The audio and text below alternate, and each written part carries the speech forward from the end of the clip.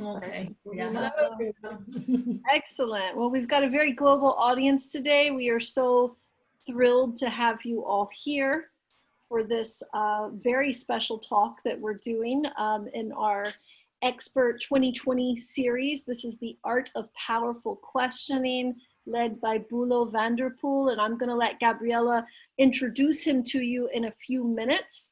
I just want to say before we get started, this talk and this series is hosted by the International Language Coaching Association. My name is Carrie McKinnon. I'm a co-founder of the association, and we're so thrilled to have you with us. Please, as you can see on the website slide, check out some of the amazing fall courses that we have at ILCA at the www.internationallanguagecoaching.com. And then you can get in there to our training courses and see what we've got coming up starting in October. We've got 2 courses that are launching. We have a business language coaching course, which we are super excited about. We can barely contain ourselves. We've been working on this very hard for a long time, and it's finally here. We've got our flagship language coaching foundation course, which is also starting in October, and then riding from foundation into our expansion course, which is like your second step after foundation, which is beginning in November. So please check it out, and thank you for coming. This talk will be available afterwards on our YouTube channel, so I'm going to drop all these links for you in the chat so that you have it all there. And yes, as we go, apparently this is going to be a pretty interactive one, so use your chat box, get familiar there. We'll be in there, interact with each other, and have fun with it. And now I'm going to give it to Gabriella to introduce our speaker today. Right, wonderful. So it's always a pleasure to have a new speaker. Of course, we've known each other for a very long time, but let me introduce Bulo Vanderpool, who will be talking about a topic very close to his heart. And he said that it's going to be very interactive. As usual, all of these talks are very interactive, but probably this will be especially interactive. I don't know. We'll see, okay? We'll see on a scale of 1 to 10 how interactive it is. So Bulo has his own language center in Malaga, is that right? Which is actually two language centers, I think. Well, used to be 3, but now with the pandemic and the lockdown, we're down to 1, and it's actually online. So. Right. Okay. So yeah. 1 and probably very active and interactive language. Very active in Malaga. Yeah. Okay. And you've got MA in coaching and emotional intelligence, and you've been language training for quite a few years now, is that correct? I've been in the language training business for 25 years. Mm-hmm. Yeah. All right. Okay. Wonderful. Anything else that you like to share about how you got into coaching? Well, usually what I say to people whenever I start a workshop or a training session, actually the first thing I do is usually apologize, because usually I stand in front of a group of teachers like you guys. And the first thing I usually say is, so my name is Bulo and I'm not a language teacher, which is true. I'm not a language teacher, but I have been a language learner all my life. I'm Dutch, so I obviously learned Dutch. I was born and raised there. I learned German, English, and French at high school. I learned some Indonesian while traveling in Southeast Asia. And I learned Spanish, obviously, when I moved to Spain. And when I moved to Spain, I immediately started working in the language business. I worked at a language school. I worked at schools in the UK in management as well. I worked at a company in Germany, a language school company, at international marketing. And then I went back to Spain, started up my own language school with my wife, and now we've been running our own language school, Babel Idiomas, in Malaga, for over 20 years. And being a language learner, being a language student, and being surrounded by language teachers almost every day and by language students almost every day, a couple of years, well, not a couple, about 15 years into the school, into the business, I one day realized that we had a lot of intensive students, and our intensive students weren't learning as fast as I think they should be learning. So first, I spoke to my teachers, and obviously I said, hey, you're doing something wrong. Our students should be learning faster, and the students aren't very motivated. And then obviously they said, well, gee, well, I'm a language teacher. I was taught how to explain grammar, how to teach language, but I wasn't taught how to motivate my teachers. And then I realized that we should do something about this. I stumbled literally on coaching one day. I read a book. Someone gave me a book. I read a book, and after reading the book, I went like, oh my God, this so much describes our own language students. So I signed up for my master's degree in coaching and emotional intelligence.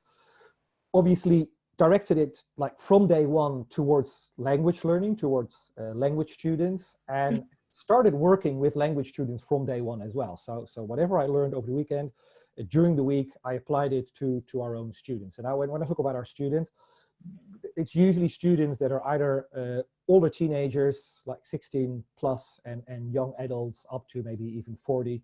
That's usually the amount of the age range of students that we teach in our school. And much to my surprise, actually, the results were amazing. And I obviously saw like, hey, oh my God, after like 2 modules of my course, if this is what I can get out of my students, imagine what a full master's degree can do to you. And since that, I've been working on language coaching. I've been coaching students. We even got a national award here in Spain from the National Federation for Innovation in Language Learning. We even wrote, or I wrote, an international project for it, which got European funding, which is called L2 Lifestyle, which is a project on language coaching in Europe for adult learners. And that's how it all began. That's how language coaching began. And now it even got so far that I came to realization, and I said, okay, well, I can help my own teachers, because obviously I can coach students as a coach, but I can't reach 300 students in a school. That's not feasible. That's not doable. So for me, it's easier to teach my teachers, and that's now the next step. That now I'm also teaching teachers, and hence I'm here as well to try and help you guys to reach out to your students, and obviously, as it says here on the bottom as well, to make greater futures, because that to me that I think is powerful. I think that teachers can be very powerful, and if you have a powerful teacher, that teacher will make greater futures out of their students. Right. So okay. Wow. First of all, as the first interactive part, because Gabriele said already, this is going to be an interactive talk. I don't like to just talk. I like to talk, but I don't like to just talk and you guys listen. I like you to participate as well. So first, what I would like to do is I would like you to think of the best teacher you have ever had. Now, either being it in primary school, secondary school, university, teaching course, whatever you might have done in life, there must be at least that one teacher that stands out and you go, oh my God, he or she was so absolutely amazing. Now, I would like you in the chat just to put the name of that teacher, just for you to remind you to recognize, oh my God, Mr. Bob, he was amazing, or Miss Julie, or whatever. And what was the subject he or she taught? And most of all, what was it that made him or her such an amazing teacher? So I'm going to give you a couple of minutes. You check out the chat. I'm going to open it myself as well.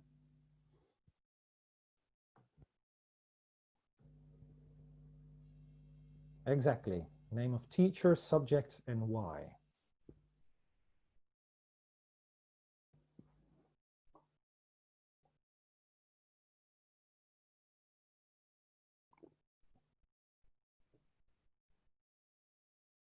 Come on, guys. There you go. Mr. Krebs, 4th grade. Recognized me and valued me. Oh, I love that one.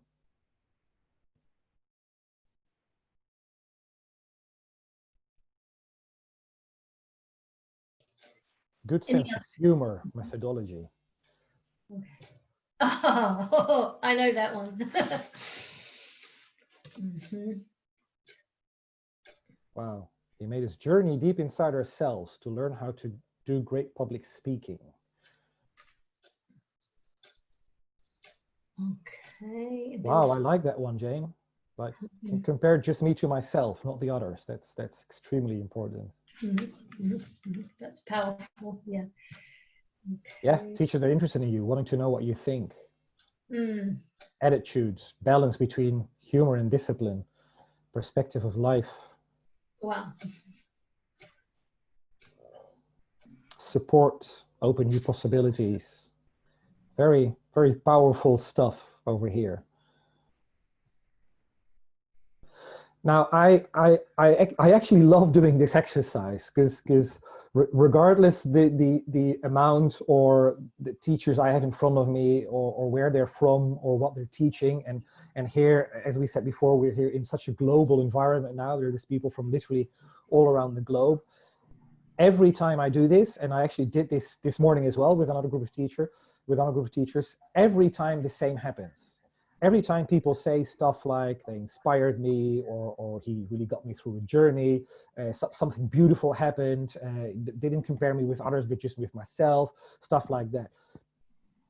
Never, never, ever in all the times that I've done this exercise, never, ever has anybody said he or she was so immensely knowledgeable. Nobody has ever said to me, it was the best teacher because he or she had a PhD. I want your earphones. Or could somebody please mute that person? Thank you. And so nobody ever says he was so knowledgeable, he had a PhD, he really knew the subject, because that's what you guess that teachers should understand what they're teaching, and teachers should know about the subject. But as you can see, the difference between a normal teacher, as if you could even say normal teacher, and an exceptional teacher, because that's the person that you described, are all these things, are these soft skills that you described, the skills that really made them stand out for you, that now, being an adult, and some of you guys thought about a teacher that was way back in your life, you can still remember them, can still remember their name, and can obviously still remember their the emotion that they bring up with you. And if I would ask you if that person connected or partnered with you, and if that person was thought-provoking, and if that person was inspiring, and if that person made or maximized your potential, I guess, and I'm actually 90% sure that you will say yes to at least 2 or 3 of those questions. That you will say, yes, that teacher really connected with me, and the way she was thought-provoking and was inspiring, and my potential maximized through that teacher. I think I even saw someone there who said the English teacher, his or her English teacher was the best teacher. And now obviously you are a language teacher well, and probably an English teacher. So there's a very, very strong connection to what you're doing right now, and what that person, how that person taught you, and what the person provoked in you back then, and how he or she maximized your potential. Now, if the answer is yes to most of these questions, then actually your teacher wasn't a teacher. Actually, your teacher was a coach. Because actually your teacher, probably not knowing, was coaching you. And this is actually the ICF explanation of what coaching is. Coaching is partnering with students in a thought-provoking and creative process. It inspires to maximize their personal and professional potential. And that's what coaching is all about. And that's why language coaching as a language teacher is so tremendously important if you want to be a powerful teacher, and if you want to have very, very highly effective language classes. Now, obviously, what that person must have done a lot with you and with your fellow students was asking questions. And asking questions, we do that continuously, all the time. Yeah, and as teachers, you and we ask questions continuously. So I would like to ask you, that's my question to you, and I would like you to participate in the chat. What do you ask your students at the beginning of your class? So say tomorrow you're entering your classroom with your students, either being a private student or a group of students. What is going to be one of the first things you're going to ask them as a group of students?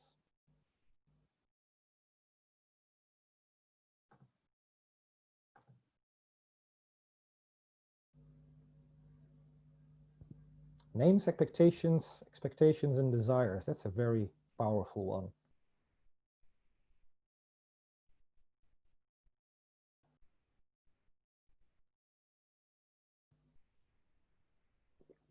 How are you feeling today? That's it. How are you? How are you today? What do you need to use English for? Learning experience. Yeah, some good stuff out there. Thank you, guys. Now, my next question would be, for what reason do you ask it?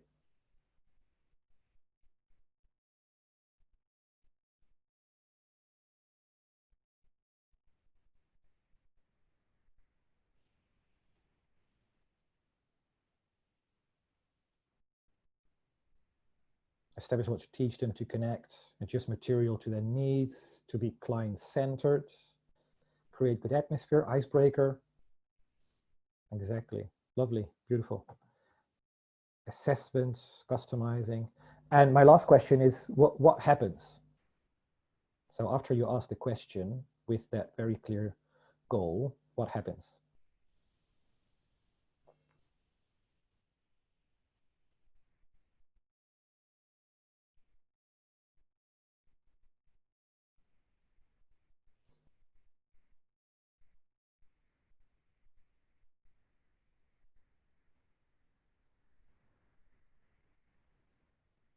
Blank faces, silence, get a first insight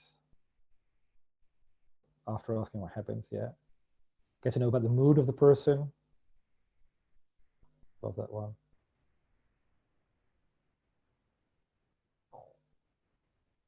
The answer to why they don't speak English now is infinite, is finite, yeah.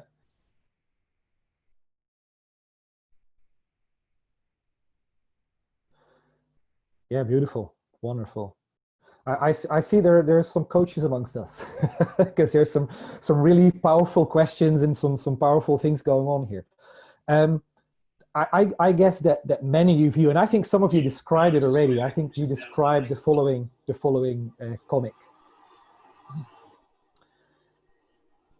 This is probably a situation that you have had in your classes many times, because this happens in language schools every day all around the world.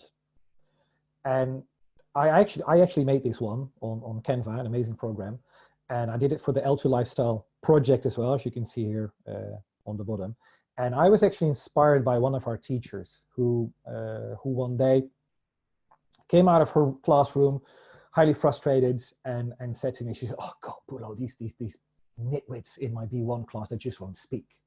And I said, "What happened?" And she said, I asked them a question. "How was your weekend?" And what did they say? They said, "Okay." And I said, "Then what happened?" And she said, "Yeah, I just wanted them to speak. I wanted them to tell me about their weekend, about what they've been doing, and they've been going out, and what the weather was like, etc., etc." And I said, hang on, 1 second. I said, "This very morning, when you walked through the door and when you walked into the school, you said, 'Hi, Bulo, how was your weekend?' What was my response?" She said, "Fine." Exactly. The only thing I said was fine. And I actually said, "How was yours?" And you said, "Fine." We did it. We didn't chat for 20 minutes about what you have been doing over your weekend and how your weekend was. And I didn't tell you how my weekend was. I was working. You were doing stuff. You wanted to go to your classroom and prepare your classes. And I was busy on my computer. It was just being friendly to each other. That's what you do if you're friendly to each other. You say, "How are you doing?" "I'm fine." "How was your weekend?" "It was okay." If you want your people to talk, if you want your students to talk, maybe you should be asking different questions. And that sometimes is what happens to us in classrooms as well, that we don't always get the answers and we blame our students. And I usually say, don't blame your students. Look at yourself. Look at if your question was the right question for those students and for your needs. Because we ask questions, usually we ask questions just to get information for people. Yeah, that's actually the general reason why you ask questions. I ask a question because I want to know something from you. I want to know how you're doing. I say, "How are you doing?" You say, "I'm okay." I say, "Okay, well, I've got information." I want to know, what's your age? What's your age? "I'm 42. Thank you. Thank you for the information." This is answering, this is a question and an answer. But there are also other things and other reasons why you can answer questions and other questions that you can ask. So I think many of them will know them already, but I will just go over very quickly the types of questions. So obviously we have closed questions, which are questions with very few options, usually yes or no, or maybe do you want this or do you want that? So very, very close questions. There's not many variables in the answers. We have open questions, obviously, where the variables are almost infinite. Yeah, you know that there's a lot of possible answers. But we also have leading questions. Leading questions are questions like, what do you think of this horrible, appalling, terrible man that's the current president of the United States? Yeah, that's a very, very, very leading question, because I really want you to go towards a certain answer with that question. Yeah, but we also obviously have powerful questions. And the powerful questions, those are obviously the questions that we should ask in a classroom, that we should use in a coaching setting, that we use to get our students forward, to get them towards their goal and to get them working, and to make your classes powerful, beautiful environments and beautiful classes. Now, powerful questions, they do a lot more than just generating information and transferring information from one person to another person. They generate curiosity. They stimulate reflective conversation. They are very, very thought-provoking. They surface underlying assumptions as well. If you ask very, very powerful questions, all of a sudden you realize what people assume of certain things, even in language learners. They invite creativity, new possibilities, generate energy and forward movement. Really powerful questions and powerful conversations, they stay with the students, they stay with participants. The same way that those amazing teachers stayed with you and will stay with you for the rest of your life. They touch a deep meaning. And from the responses that you gave me with the best teacher you ever had, I know that many of those teachers, they really touched deep meanings in your lives. And they evoke more questions as well. And most of all, they create amazing rapport. Because obviously what those teachers have done for you, whatever grade you were in, what those teachers have done for you was creating an amazing rapport, giving you this learning space, this learning environment where you could thrive as a person, or you could thrive as an individual, as a student, and where you could really maximize your potential. And that can be done with powerful questions. For many, many different reasons, you can use powerful questions. But whenever you use them, if you use them correctly, these are the things that are going to happen. And the creation of rapport is so, and many of you will know this already, is so tremendously important in a coaching session. Because if there's no good rapport, if it doesn't exist, then there is no connection with your student, and you can't partner with your student. There's no alignment with your students either. So what are powerful questions? Powerful questions should be short. They should be clear and easy to understand. They should be precise. So there needs to be a specific goal. It's like at the beginning of your class, when you say, how was your weekend? I would say, for what reason would you ask that? For what reason would you ask your student, how was your weekend? To make them talk? What else could you ask to make them talk? Maybe you could ask, what did you do over the weekend? Or what's the nicest thing you've done over the weekend? Or what's the worst thing that has happened this weekend to you? They should also be adaptable. You know, that someone said to me, this is talking about rapport again, a couple of months ago, I had a meeting with one of the founding members of ILCA as well, one of my colleagues, Ruth, I think it was, and she mentioned to me the list of 36 questions that make you fall in love. Now, I didn't know that existed, but apparently it does. I'm married, so I don't have to try it out. But I did ask her to send it to me. So Ruth, if you're out there, please send it to me just to have a look at the list, because I think it's amazing if that list exists. But obviously, even if you have a list of questions, because everybody does, every teacher says, oh, I like this question, like that question, like that question. And you have your list of 5, 6, 7 lovely, powerful questions, because it's that difficult to come up with powerful questions. So you've got the ones that work, and yes, that's the ones that I go with. But please make them adaptable. Adapt them to your students. Not every student is the same from another student. So you have to adapt them to your needs, but also to the setting of the classroom. And the question should be focused on the present and the future. Don't focus on the past. Although the question might be put in the past, like what was the best thing that happened to you over the weekend? I'm also talking about the past or the weekend, but my question is actually focused on the future, because I just want to check your speaking ability. And I just want to check where you're making mistakes in your past tenses, which means that in the future, I can work on your past tenses if necessary. or I don't have to if I checked that you have them all wonderfully correct. Oh, and this is something I actually almost made this mistake a minute ago, and I corrected myself immediately. I'm not sure if you recognize, if you noticed it, because if you watch the video, just pause, go back a minute, and then play again, and you will see that I was going to start a question with why, and I immediately stopped and I said for what reason. Now, I usually say to teachers, please try avoid why questions, and then people ask me why. For me, why questions are very, very linked emotionally, very, very linked to bad situations. When you teach children, teenagers, young adults, maybe even some other older adults, we're all used to why questions being questions asked by our parents or by our teachers or by our bosses. And why questions usually are, why didn't you eat your lunch? Why are you late? Why didn't you do your homework? Why didn't you finish your report? Why didn't you get that sale? Why? It's usually questions that will put us in a very awkward situation and that will ask us to justify ourselves, And if I ask you a powerful question, if I want to align with you, if I want to create rapport with you, asking you to justify yourself is something that I will never, ever, ever do, because that's not aligning with you. That's being opposed to you.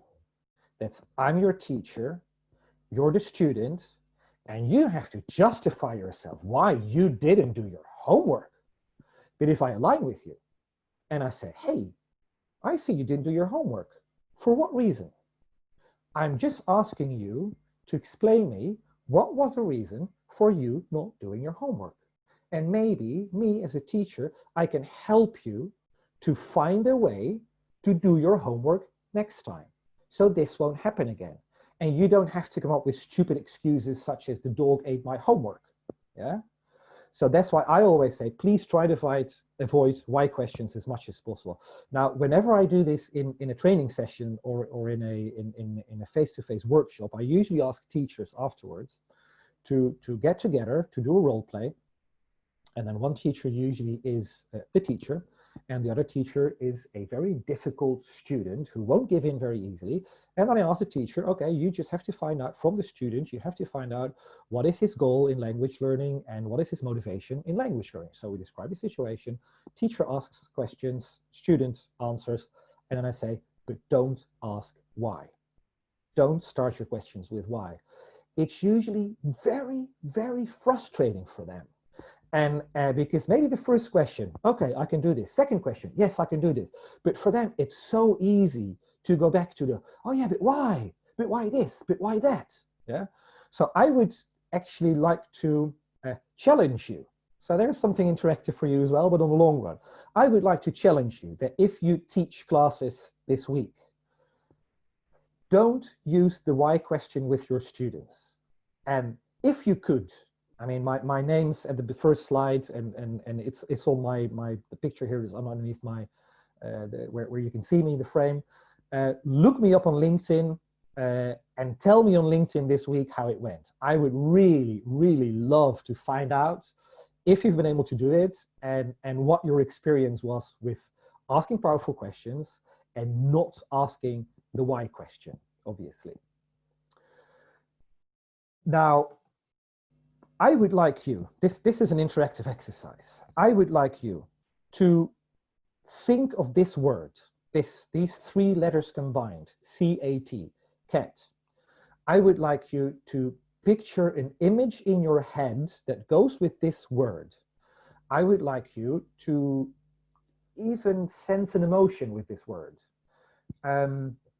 Maybe it makes a sound, I don't know. Maybe you could tell me if it's big or small, if it has hair or doesn't, what color it is, if it's got eyes, if it's got legs, if so, how many.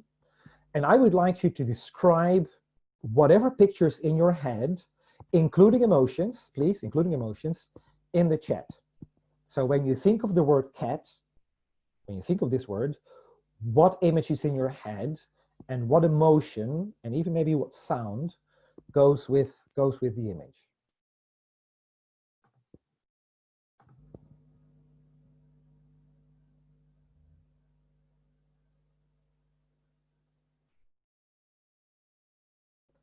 Black arch deck, Halloween. Wow.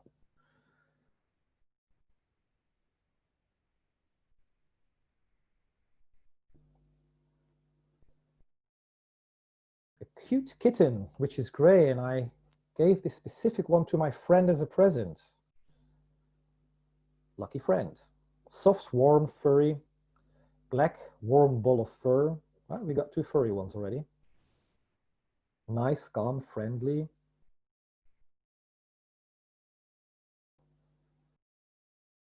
Any more cats in the room, guys? Whoa, there's a lot of cats.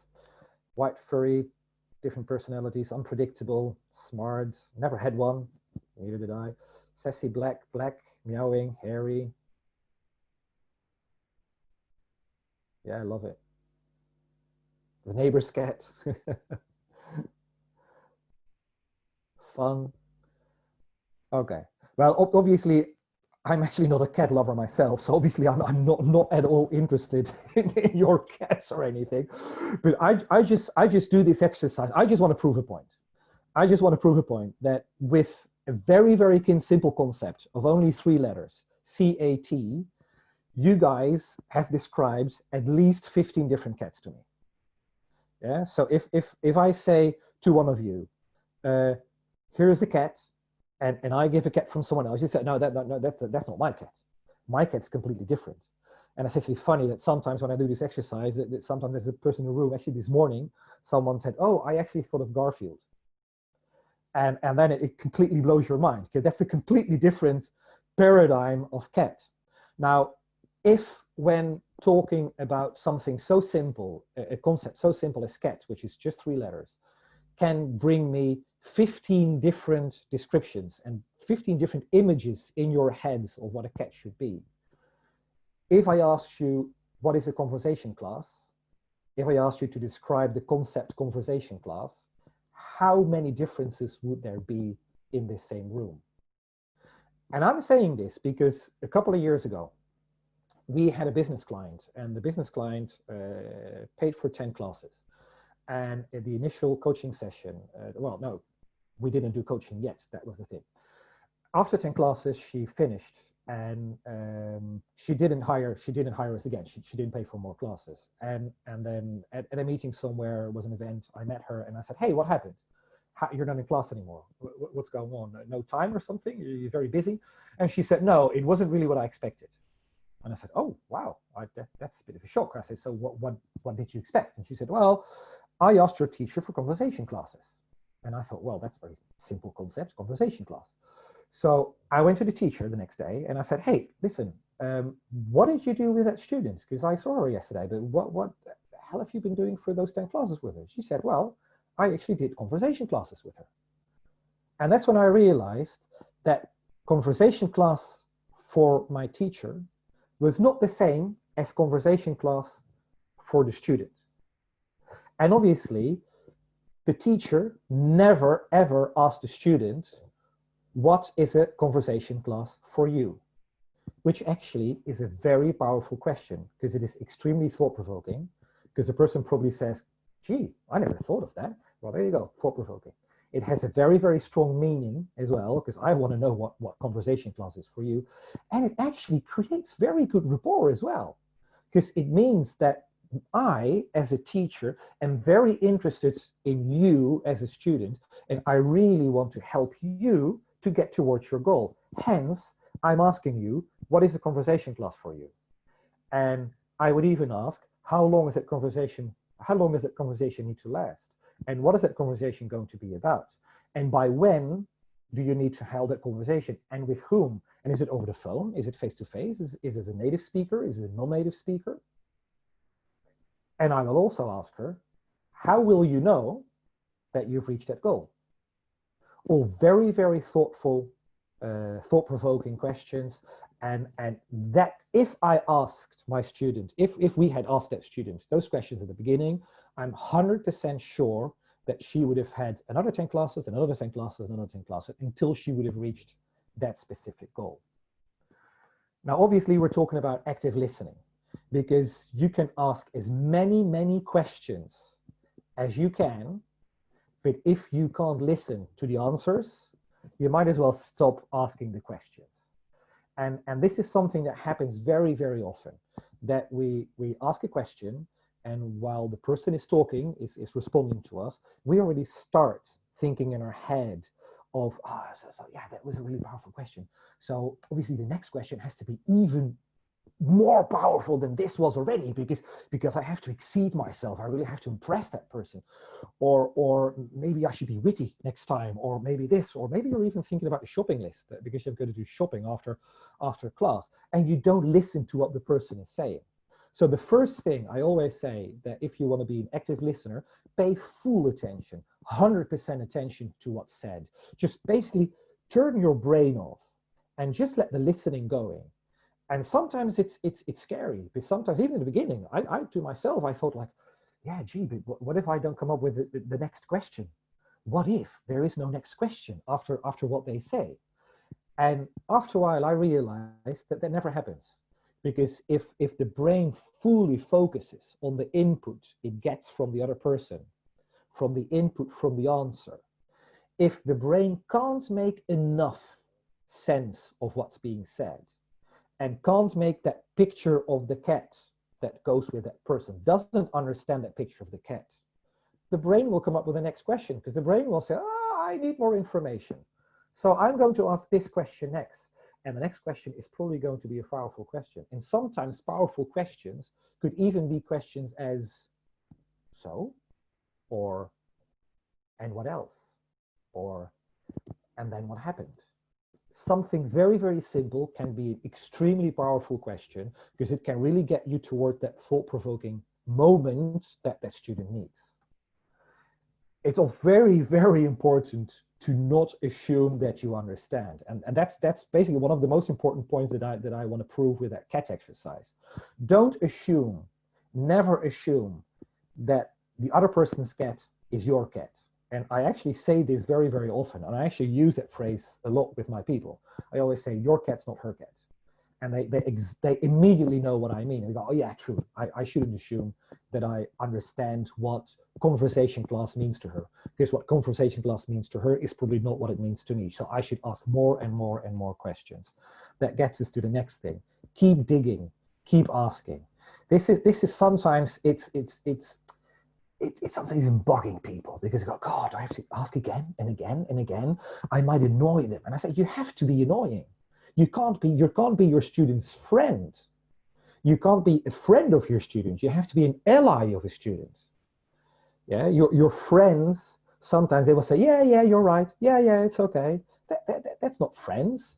They call themselves friends, but they're not allies of yours. Your allies will ask you again and again and again and again until they really get to the point where they have to get, even with asking. So, when do you need it? How do you need it? Where do you need it? I don't understand. Explain it again, etc., etc., etc. And this is, to me, when I'm in sessions with students, the keep in asking to me is extremely powerful when it gets to limiting beliefs. Now, you all know that every adult, we're full, our head is full with limiting beliefs. That's usually what keeps us from going further. And it also happens with language learners. And one of those limiting beliefs, one of those very, very strong limiting beliefs, and I guess that many of you will have faced them already, is the limiting belief, I am bad at English. Or even, I wasn't born to learn English. That's even more dramatic. So whenever a student walks up to me and says in a session, they say, no, I'm just bad at English, I immediately go like, yes, there's another one. Because I love those conversations. My immediate question is, since when? It's a very short question, but nobody's ever asked this question when they said, I'm bad at English. So that's a very powerful question. I say, since when? Very thought-provoking. Then they said, always. That's usually the answer. I said, always. I said, oh, always. So since birth. And I said, no, obviously not since birth. I said, well, thank God, because if you had been bad at English since birth, you were born with the I'm bad at English gene, thank God you weren't born in the United States or in England, because that would have been hell for you. You could have just not learned the language that everybody around you speaks. You know, you should have been born with a I'm bad at Chinese gene when you were born in the UK. It's like, no, obviously not since I was born. I wasn't born with it. And this is when their brain starts like oh damn, now I've got to think. Now I really have to reach deeper meaning of what he's saying and what he's asking and about what I'm saying about being bad at English. And then my next question, okay, so again, since when? Actually, it usually is, or at least in Spain, it usually is between 8 and 13 years old. And then I keep digging and I say, what happened? And I say, yeah, my language teacher. And what did he say? Or what did she say? And what happened afterwards? And how did you feel? And how did it make you feel here? And how did it make you feel there? And how do you feel now? And then we create this whole image. Through digging and asking, we create this whole image. We create this whole cat of I'm bad at English for this person. And then at the very, very end of this conversation, and this conversation can go on for hours and hours, I wouldn't say, but for minutes and minutes, it can go on, sometimes even 5-10 minutes. And at the end, I finish with a feedback question. And this is something that I always do when, especially I practice active listening and powerful questions. I always finish with a feedback question. And the feedback question usually starts with, so what you're saying is, blah, blah, blah, blah, blah, blah, blah. And then I make a resume of what I understand that person has told me. So I say, so what you're saying is your cat is black, has 4 legs, has green eyes, is furry, weighs about 1 kilo, and you love it. And when they say no, I said, okay, let's go back to square one. And I start asking again and again and again and again. Until, with my feedback question, their answer is, yes, exactly. You exactly understand what my cat looks like and how I feel with it. You exactly understand where I come from.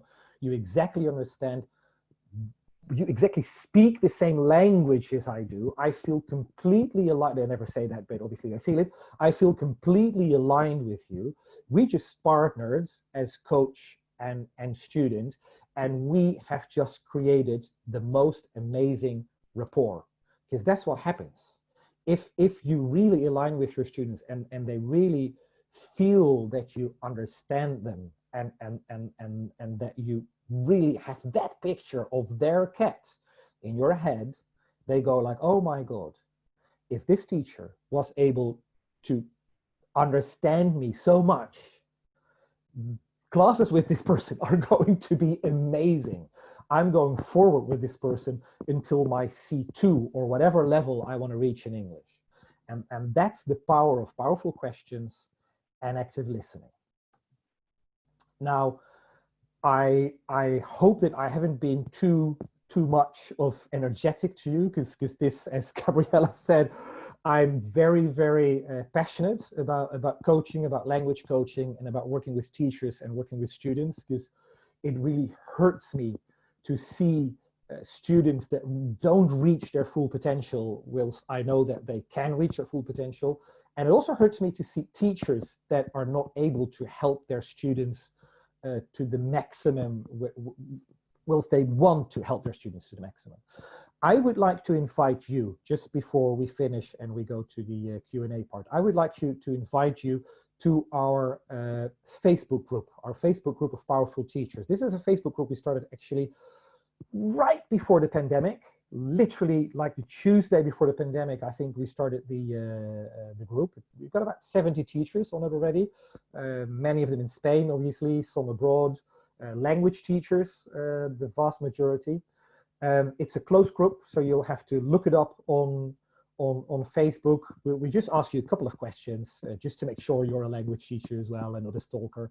And I would really, really love you to be part of that group. We share a lot of information. We share tools. We share videos. I do some talks there as well, and we share a lot of information between all of us, because I truly, truly, truly believe that powerful teachers create greater futures. Thank you very much. Thank you very, very much for your time. Thank you, Ilka, for the opportunity to host this talk as well. And if you have any questions, please post them here or look me up on LinkedIn and get in touch. I would really love that. Thank you. Thank you very much for it. It was very informative, and you really got to the root of what powerful questioning is. One thing that came to my mind was if there are any other aspects of powerful questioning that anyone is interested in, could they ask about that? Because of course this was quite a lot, but if there's anything that someone feels is missing, or they'd like to add either a story about powerful questioning, so how powerful questioning worked for somebody, then can they add this in this Q&A? Yeah, of course. Yep. Right, okay. So if you've got anything, you can ask in the chat box, or I think it's okay, we don't have hundreds of people present, so it might be okay if the questioner turns on their video and microphone. Is that okay, Bulo? Yeah, fine, no problem. Okay, so if you have anything, yes, the name of the Facebook group, yeah, it is Powerful Teachers. Yes, it is Powerful Teachers, exactly. Yeah. Okay. If you can't find it, just look me up on even on Facebook or on LinkedIn, and I'll get you there. Right. Okay. Judy, yes. Hi. Hi, Judy.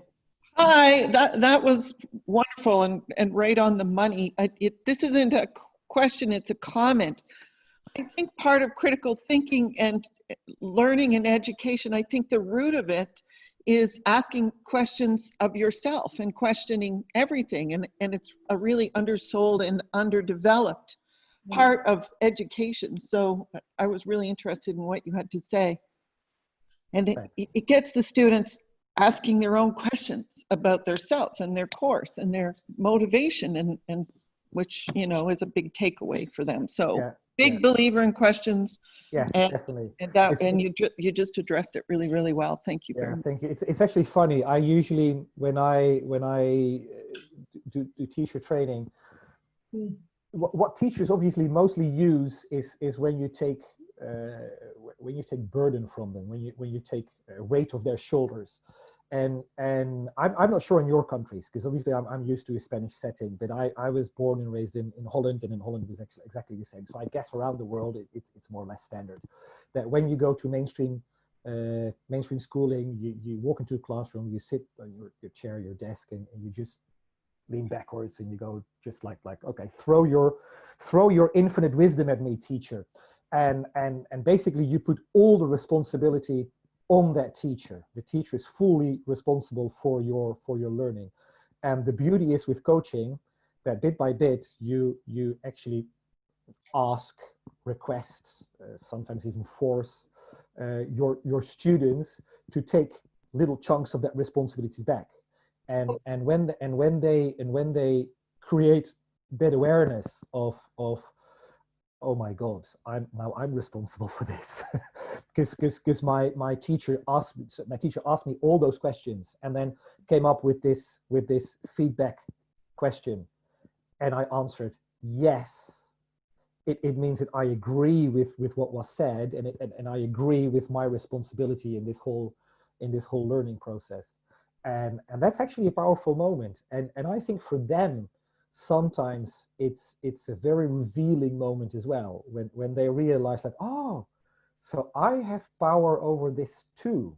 So I can also decide what I want to do, where I want to go, how I want to do it, etc., etc. And that sometimes is a positive game breaker for many students. I believe, etc. It's my experience. Yeah. Absolutely. I think the moment that people recognize, students recognize that part of the responsibility is theirs, and it always has been, but because what you said, and I'm going to quote you, throw your infinite wisdom on me. So that's been the approach. Yeah. And there is part of that. Then it all becomes this kind of give me the package. We can call it language, we can call it mathematics, we can call it whatever subject. Teach me. Then they're kind of pushing away that responsibility, and they're not taking the initiative for their own learning, which is quite a shame, because they're going to spend so much time being taught but not learning, you see. So there's a big difference there. Yeah, Exactly, exactly. And there is a very, very big difference between being taught and learning. There is a very big difference between both. Yeah. Yeah. There's a question here, sorry, about the Powerful Teachers Facebook group, so that it's not coming up for someone. Okay. Really. So can you, if you can just find a link. Well, since I'm on full screen here, I'm not sure if I can. Yeah, you might not be able to. No, Well, I'm not able to do it. Post the link there, so that's fine. there it is. Also, when we post the recording of this, we can put the link in the description of the video. Yeah, okay. Wonderful. Thank you very much. Oh yeah, and Anna put it up there as well, I think. Thanks, Anna. Right, okay. Any other questions that you might have? There's a Joe there. I don't know what Joe might mean, but Anna, do you want to tell us what Joe means? No, actually, that's an interjection in Dutch. They say you. Ah, you. Thank you. Sorry. Now I understand it.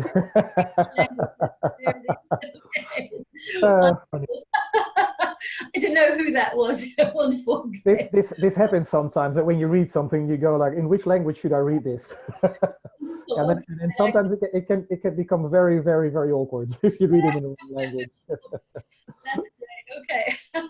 Okay. Any other questions relating to questions or question asking or?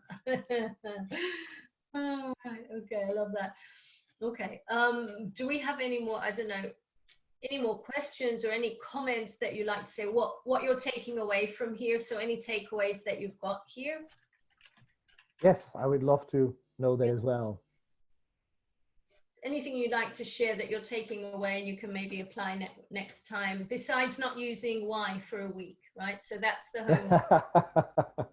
but it's a good challenge. It's a good challenge.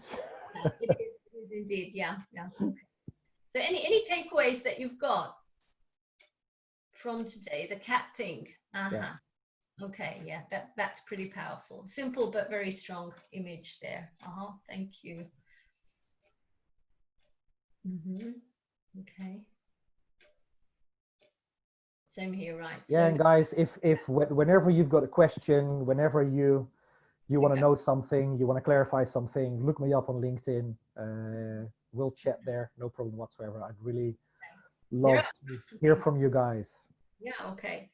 So to be sincere, the feedback question, and the right to know that you can ask as many questions as you'd like as a teacher, as an Yes, ally. Anna, please do. And I must say, on the note of asking as many questions as you have to, sometimes it has happened to me quite often actually, especially when you're talking about limiting beliefs and stuff.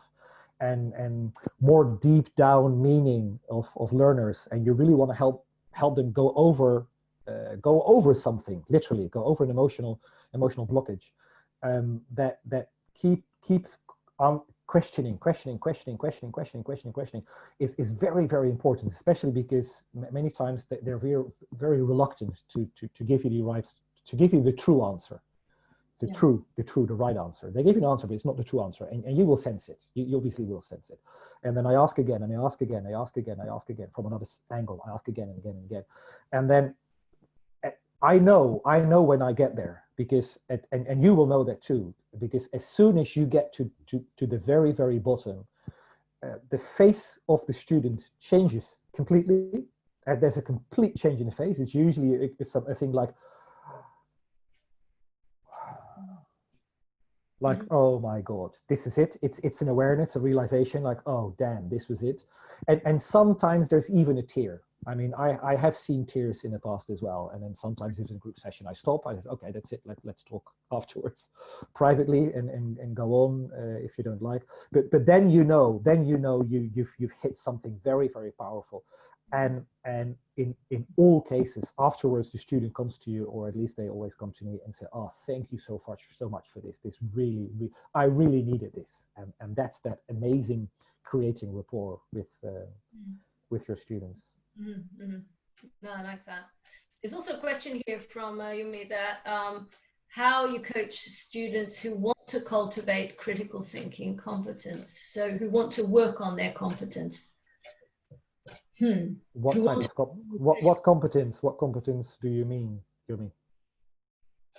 I guess it's to be more self-aware, maybe. Can you add any details, Yumi? Is there anything else here that we're missing? So students who want to become more self-aware, to learn to be critical thinkers, is that it? I don't know where you are. If you just nod or say something here, I'm fine with that. Maybe she's left. No. Yumi. To learn to be critical thinker. Okay.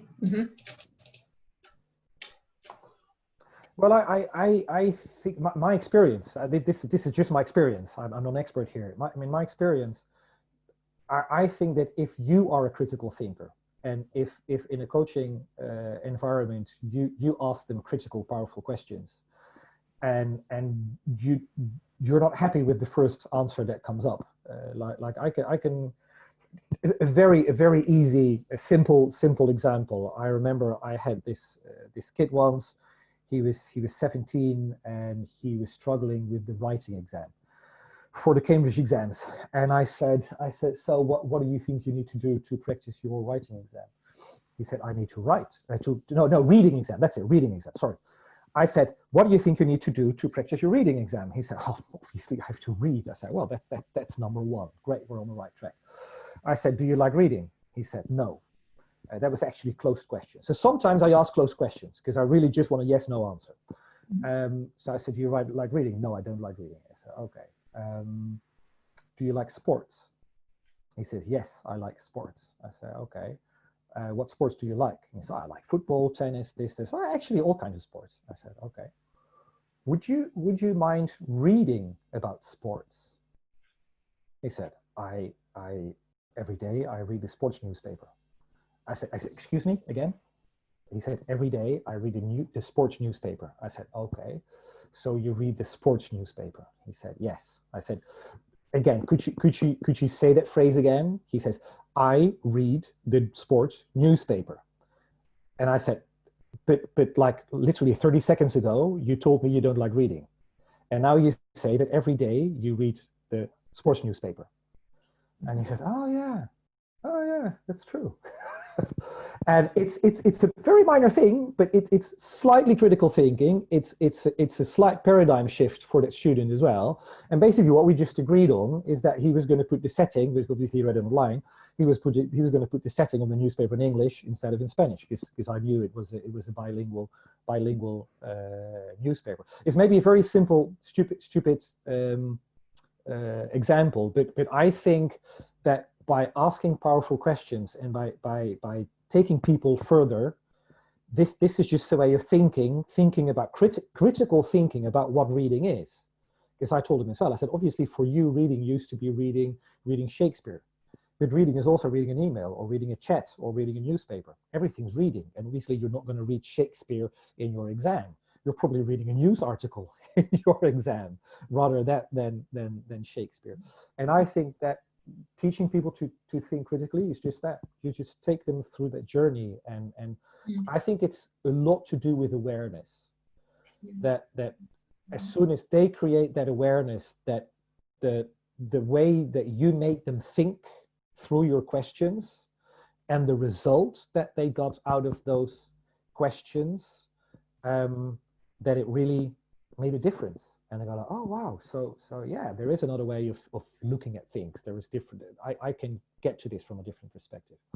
I hope this helps, Yumi. It must, because it's all about perspective, isn't it? To understand perspectives. Yeah. You've got one issue and you go all around it, preferably three. Multiple perspectives. So that's something. Yeah.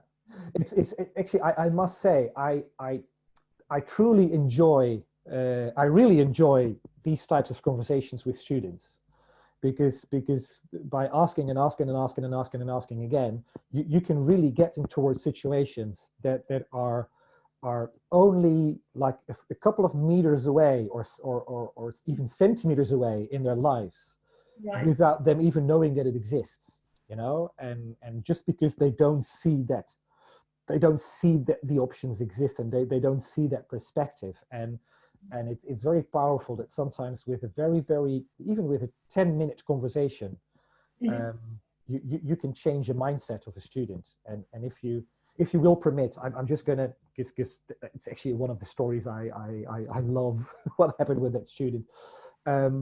This was an 18-year-old boy. He had failed his C1 Cambridge exam 3 times in a row. So it's 180 is pass, and he had 179, 178, and 179. That was his 3 results. So extremely painful, and extremely expensive for the parents as well. And then his mother phoned, and she said, "I'm going to sign him up again for classes." And I said, "Could I just have just a session with him? I'll do it for free. It's no problem. I just want to talk to him because there's something going on with him." And she said, "Oh yeah, God, Jesus, take the whole week if you need to talk to my son." So I sat down with him, and we had a 15-minute conversation, literally 15 minutes. I said, and this because powerful questions can be used for everything. That's why I want to give this example. And I said to him, I said, what is your motivation to take this exam? For what reason do you want to take this exam? Not why. For what reason do you want to take this exam? He said, "Oh, my mother makes me." I said, "Yeah, well, that's." So I said, "Well, on a 1 to 10 scale, how powerful is that motivation to work for the exam?" He said, "Well, 1 or 0, -1, whatever." I said, "Okay, what will help you getting towards your goal? What do you need to get towards your goal?" He said, "Well, nothing. There's nothing that will motivate me." I said, "Okay." And then I said, "What will happen on the day that you will pick up your certificate?" Because I was just looking for different angles. I said, "What will happen on the day that you will finally pass and you will come to the school here and you will pick up your C1 certificate?" And then his face illuminated. He said, "Oh, I'll go home and I'll take my certificate and I'll shove it into my mother's face." Literally, that's what he said. "I'll shove it into my mother's face and I'll shut her up for the rest of my life." That's what he said. And then I went like, "Okay, wow, wonderful." I said, "So on a 1 to 10 scale, how powerful is that motivation?" And he said, "That's a definite 25, he said. I said, "There you go. Now you've got your motivation." I said, "How much do you now, with that motivation, want to work for your exam?" He says, "Oh, damn, I'm going to pass this exam this time." And he did. Now, I'm not saying that he passed this exam because of our conversation 100%, but I am truly sure that at least to a certain percentage, that mind shift that he had of this is horrible, my mother makes me doing this, and this is useless, and blah blah blah blah blah, whatever an 18-year-old boy thinks that has to do with C1 exam, went to, "Oh God, as soon as I pick up that certificate, I'm gonna go home, I'm gonna shove it in my mother's face." And I do say this a lot. I do give this example a lot. And I actually had a couple of times already people coming up to me, and teachers coming up to me and saying like, "Oh, but that's not a very nice motivation. That's not a very nice motivation. I don't like that motivation." And then my immediate question is, who needs the C1 certificate? You or your student? So whose motivation are we talking about? Yours or your student? It's and that is aligning with your student. It's completely being selfless as a teacher as well, not thinking about it's me, it's my motivation. No, it's completely my student's motivation. And I think, and I truly believe that if students feel that, and I remember some people said it at the beginning as well when we talked about the teachers, the powerful teachers. They said that they understand me, they listen to me, didn't compare me with others as well. That is so powerful when that happens, and then you create the most amazing rapport. Yeah. That's it. I'll stop. Otherwise, I'll be speaking until 12 o'clock tonight. This story is a very strong illustration of, external, internal motivation, isn't it? Yeah. External is mum breathing down his neck, to pass, and then the internal is, I'll be free of that. Yeah, but that's it. It's so nice. Yeah. Okay. To me, I'm completely selfless when I coach. To me, it literally is like, man, dude, whatever you need to get towards your goal, as long as it's ethical, I mean, that's obviously, that's the limit. As long as it's, well, and legal, as long as it's legal and ethical. I mean, if I obviously never told his mother. I must say. I said, and I told him, I said, this is never going to leave this room. But Well, it has. We all know about it. yeah, well, but I didn't say names, so I'm very aware of that. I'm very aware of not naming students' names. Right, So, okay. yeah. All right. Thank you very much. We're going to be wrapping up now. Okay. Thank you very much, everyone. Thanks for being here. Thanks for all the nice comments. Yeah. Is there one more slide? I don't know if we've got. Oh, it's your slide still here. Yeah. I'm just wondering. Yeah. Yeah. Okay. Okay. So wrapping up, if you want to go a bit deeper into how you can actually learn to use questions as a very powerful force in the classes that you've got, then we are starting courses this autumn from 13th and the 23rd of October at foundation level. And also we've got something spectacular for business English teachers, for trainers who are working in a corporate environment. It's a new offering that we have, and we've worked extremely hard, like weeks and weeks and weeks of preparation to put it together, and it's going to be very impactful, I think, for anyone who's in a corporate environment. So we're offering that. And of course, we've got these free talks every month. Thank you, Bulo, once again for sharing all the wisdom and my pleasure. My background pleasure. here. And of course, this will be going up onto our YouTube channel. And of course, we've got our website. So just have a look there, lots of information there. We've also got a membership program running. So there are all kinds of ways that you can engage with us, get in touch with us. I don't know, Carrie, if there's anything I'm missing. I think I've kind of said. Well, good. Thank you so much, everyone, for coming today. And thank you, Polo. Yeah, okay. Thank you, everybody. Yeah, okay, so wonderful. Thank you very much. We're going to be stopping now. I'll definitely stop the recording now, okay? And thank you very much, everyone, for joining. If there's anything you want to say, then please say it. And we'll be looking forward to seeing you soon, okay? Thank you very much, okay? Goodbye, bye-bye. Yeah, I can see Bye-bye. you. Okay, thank you for being here. Goodbye. Hello, Sigrid. Hello, okay. All right, bye-bye, okay. It's a lot of bye-byes now. Yeah, okay.